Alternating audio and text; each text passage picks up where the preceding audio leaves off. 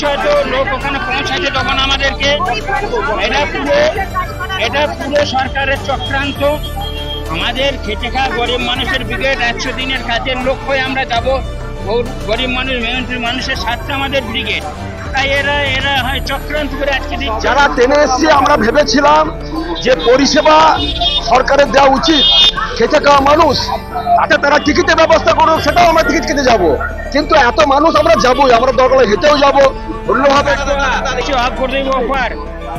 গ্রাম পার হয়ে ঘাট পার হয়ে এখানে তো বাবুঘাট প্রতিদিনই খোলা থাকে, আজকে কেন বন্ধ? আজকে ব্রিগেডে দেখছি ওরা পৌঁছাতে দেবো না, যেভাবেই আমরা পৌঁছাবো। মেহনতি গরিব মানুষের স্বার্থে ব্রিগেড। এই চোরটা বদমাইশদের চাকরি চুরি, তার প্রতিবাদে আমাদের ব্রিগেড।